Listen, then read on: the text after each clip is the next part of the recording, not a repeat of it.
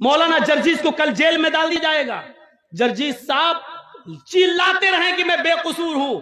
साहब कोर्ट में बताइए बेकसूर हो, और कोर्ट में मौलाना जर्जीस को अपने आप को बेगुनाह साबित करने के लिए 10 साल लग जाएंगे, और 10 साल के बाद कहा जाएगा मौलाना जर्जीस बाइज्जत बरी, कोई सबूत इनके खिलाफ नहीं मिला। लेकिन 10 साल का हिसाब किताब कौन देगा?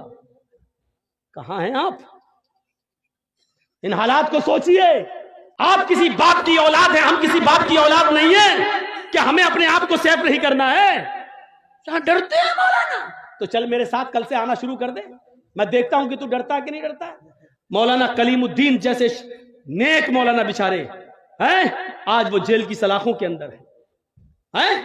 आजम खान जैसी शख्सियत आज जेल की सलाखों के पीछे है। थोड़ा सा जुमला बोला गया, एक जुमला, आज सलाखों के पीछे है। आप क्या समझ रहे हैं? जो आपके सर पे बैठा हुआ है ये राम नहीं रावण है, रावण। ये दौर दूसरा है। ये समझो कि ये दौर क्या है, एक घाट पर, घाट समझते हैं ना, एक घाट पर शेर और बकरी दोनों पानी पी रहे हैं। दोनों, शेर की तरफ से पानी बहता हुआ बकरी के पास आ रहा है। शेर जहां से पानी पी रहा है, बकरी इधर से पानी पी रही है, लेकिन पानी बहता हुआ शेर की तरफ से आ रहा है। शेर ने भी पानी पिया, बकरी ने भी। शेर ने बकरी से कहा, ए तूने इस तालाब में मुंह डाल दिया, तूने मेरा पानी झूठा कर दिया।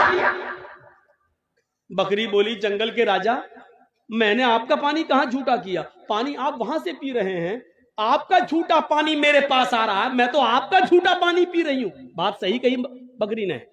पानी आप वहां पी रहे हैं और आपका झूठा पानी बहता हुआ यहां आ रहा है, मैं आपका झूठा पानी पी रही हूं। शेर ने कहा, अच्छा हमसे मुंह भी चला रही है, जबान लड़ाती है।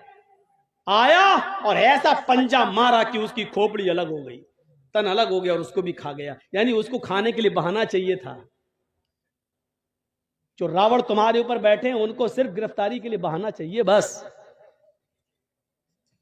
क्यों नहीं समझ रहे आप अपनी सफाई में भी कुछ नहीं बोल सकते हैं। आपको आपकी सफाई पेश करने का हक भी नहीं दिया जाएगा आपको। महात्मा गांधी मुर्दाबाद के नारे लग रहे हैं, कितने लोग पकड़ गए बताएं आप? गॉडसे को नमस्कार किया जा रहा है, कितने लोग गिरफ्तार हो गए, पकड़े गए? दिल्ली की सड़कों पर बाकायदा कहा गया, गोली मारो सालों को। जिन लोगों ने ये नारे लगाए, कितने लोग गिरफ्तार हुए? और गिरफ्तार कौन हुए? जो शाहीन बाग में प्रोटेस्ट कर रहे थे, शांति के साथ धरना दे रहे थे। प्रेग्नेंट लड़की तक को अरेस्ट करके जेल के अंदर डाल दिया गया। आप कहां हैं? सेकुलरिज्म बाकी नहीं रह गया, जमहूरियत नहीं, ये किसी दूसरे रास्ते पे चल रही है। तो मेरे भाइयों, इन चीजों को आप अपने जहन में रखिए, इन चीजों को अपने जहन में रखिए। हालात अच्छे नहीं हैं, हम वही गलती कर रहे हैं जो नहीं करनी चाहिए। बार बार मैं आपको एक इशारा कर रहा हूं, याद रखिएगा। कुछ लोग नारे लगा रहे हैं, अब हमारी लिंचिंग हो रही है, नारे लगाए जा रहे हैं और नारे लगा के हमें बरगलाने की कोशिश की जाएगी। जहां 2-4 दाढ़ी वाले मिलेंगे वहीं पर जय श्री राम के नारे लगा के हमें बरगलाने की कोशिश की जाएगी। अक्लमंद इंसान वो है जो इनके बरगलाने में ना आए और खामोशी के साथ गुजर जाए। ये अक्लमंदी है इस जमाने में, आज के इस दौर में। जरूरी नहीं है, अब सुन लो मेरी बात, अगर कोई पागल कुत्ता मौलाना जर्जीस को काट ले उसके पैर में, तो उसका जवाब क्या कि मौलाना जर्जीस भी उस पागल कुत्ते के पैर में काटने जाए? आप क्या कहोगे जर्जीस को? एक पागल कुत्ते ने हमें काट लिया है, अब हम भी पकड़ो और काट रहा। लोग कहें कितना बड़ा पागल है। यही पागल है। अगर कोई पागल कुत्ता हमारे पैर में काट ले तो इसका यह मतलब नहीं है कि जर्जीस साहब भी उस पागल कुत्ते को काटने जाएं। कुछ लोग इस वक्त पागल हो चुके हैं पावर को देखकर। कुछ लोग जानते हैं कि हमारा पावर है, हमारा आदमी बैठा हुआ है सीट पर, गवर्नमेंट का नशा है। वो जानते हैं कि गोली मारो सालों को, देश के गद्दार, कुछ भी, हमारा कुछ नहीं होगा। इस तरीके की बातें जो कही गई हैं, वो जानते हैं कि हमारा कुछ नहीं होगा। मेरे भाइयों सुन लीजिए आप, ये हालात बना दिए गए हैं। ऐसे मौके पर खामोशी का मुजाहरा कर लिए आप। कुछ कुत्ते पागल हो गए हैं, पागल नशा है उनको कि हमारे ऊपर किसी का हाथ है। अब इस पागल कुत्ते को अगर आप समझ जाएं तो पूरी तकरीर कामयाब है। मैं नाम नहीं लूंगा, सॉरी, माजरत के साथ, आप मुझे आइंदा बुलाएं या ना बुलाएं, मैं नाम नहीं लूंगा। लेकिन इस पागल कुत्ते को अगर आपने समझ लिया तो समझ लो कि पूरी तकरीर समझ गए आप। मेरे भाइयों, अगर कुछ पागल कुत्ते हमारे पैर में काट लें तो इसका यह मतलब नहीं है कि हम भी उस पागल कुत्ते को काटने जाएं। हाथी चलता रहता है, कुत्ते भौंकते रहते हैं। अब हाथी अगर उन कुत्तों के भौंकने पर पीछे मुड़ मुड़ के देखने लगे तो हाथी अपनी मंजिल तक कभी नहीं पहुंच पाएगा। तुम्हें अपनी मंजिल पर पहुंचना है। हाथी चल जा रहा है, वो पीछे मुड़ के नहीं देख रहा है, क्योंकि वो जानता है कि इनकी आदत भौंकने की है, ये भौंक भौंक कर खुद ही थक जाएंगे। हाथी अपनी मंजिल को पा लेता है। मुसलमानों, तुम्हें अपनी मंजिल तक जाना है, इसलिए भौंकने वाले कुत्तों के भौंकने को मत देखो। मंजिल पर तुम्हारा निशाना होना चाहिए, इंशाअल्लाह तुम्हें मंजिल मिलेगी। इन भौंकने वाले कुत्तों को समझ लो कि कुत्ते हैं, इनकी आदत है भौंकने की। इस वक्त हम जिन हालात से गुजर रहे हैं उसमें अक्लमंदी से काम लेने की जरूरत है। अक्लमंदी कैसी? एक मिसाल दूं, बड़ी अच्छी मिसाल है। 3 जानवर शिकार करने निकले, शेर, भेड़िया, लोमड़ी। तीनों जानते हैं ना, शेर, लायन और भेड़िया, आप जानते हैं, लोमड़ी, फॉक्स। 3 जानवर शिकार करने निकले। कौन कौन? शेर, भेड़िया, लोमड़ी। और तीनों ने एक एक शिकार कर लिया।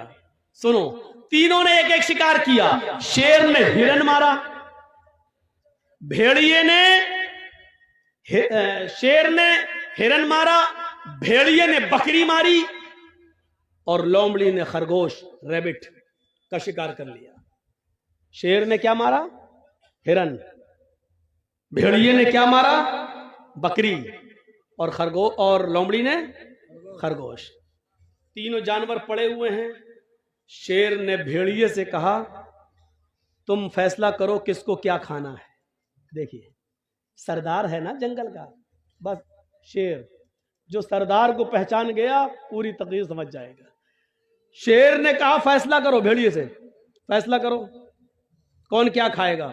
भेड़िए ने कहा, बहुत आसान जी। जंगल के राजा ने शेर ने कहा, हाँ बताओ क्या है। अच्छा, शेर को तीनों जानवर खाना थे। भेड़िए से फैसला करवा रहा, बताओ क्या है। भेड़िए ने कहा, बहुत आसान, हिरन आप खा लीजिए, बकरी मैं ले लेता हूं, लोमड़ी को खरगोश दे देते हैं।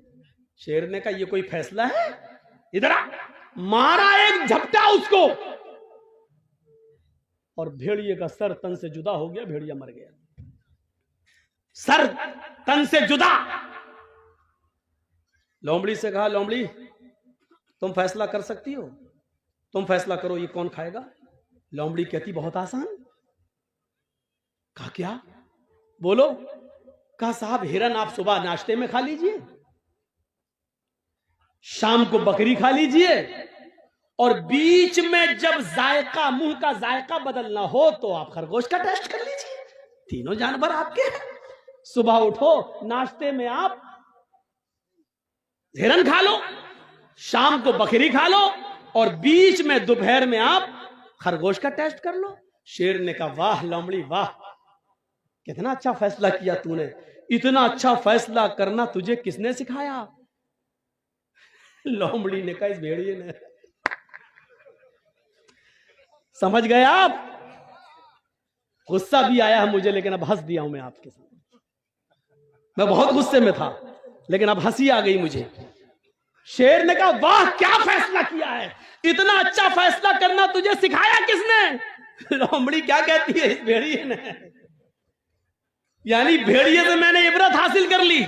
अरे मुसलमानों, इबरत हासिल अभी भी नहीं कर पा रहे हो। तुम देख रहे हो तुम्हारी आंखों के सामने कौन कौन जेल जा रहा है, आप नहीं जानते, क्योंकि सरदारी तो शेर की चलती। वो चाहता सब कुछ, जैसे ये लोमड़ी, वो चाहता तो तीनों जानवर हमें मिले, ऐसे हमारा शेर चाहता सब कुछ, हर सूबा हमारा रहे, अंध दंड हेरा फेरी सब आपने देखा जैसे इलेक्शन करीब आए, अखिलेश के करीबी लोगों के ऊपर सीबीआई के छापे आने लगे, ईडी के छापे पड़ने लगे। यही हाल आपके बंगाल का भी था। जैसे जैसे इलेक्शन करीब आए, देखा कैसे छापे मारे गए, सबको इस्तेमाल करके देखा गया। आप अक्लमंद थे, अक्लमंदी का सबूत दे गए। भाइयों, मैंने बहुत कुछ कह दिया है, बल्कि सब कुछ कह दिया है। कल इसी बात को कट कर करके जी हिंदुस्तान दिखाएगा। देखो कैसे डरा रहा है ये मौलवी, कैसे डरा रहा मौलवी। इनको नित्यानंद पंडित का बयान नहीं सुनाई देता है, वो कैसे डरा रहा वो नहीं दिखाई देता है। इसको जो नारे बीजेपी के नेता लोगों ने लगाए हैं दिल्ली में, वो नहीं सुनाई देते। मौलाना जर्जीस बोल रहा है बंगाल में, और ये दिखा रहे हैं यूपी में। आप फैसला करना सीख जाइए, इबरत लेना सीख जाइए, कम से कम थोड़ी देर के लिए लोमड़ी बन जाइए। आपको मालूम है कि आपका मुकाबला किससे है। लोमड़ी से पूछा, वाह इतना अच्छा फैसला करना तुझे किसने सिखाया? उसने कहा भेड़िए ने, यानी भेड़िए ने ये फैसला किया और उसका अंजाम मैंने देख लिया, इसलिए मेरा भी अंजाम ना हो, इसलिए मैंने भेड़िए से ये इबरत हासिल कर ली। जो लोग जेलों में जा चुके हैं, जो लोग काटे जा चुके हैं, जो लोग जेलों में सड़ रहे हैं, मुसलमानों उनसे इबरत हासिल कर लो, उनसे इबरत हासिल कर लो और अपने आप को मसलिहत के साथ, दूरअंदेशी के साथ आप काम करिए।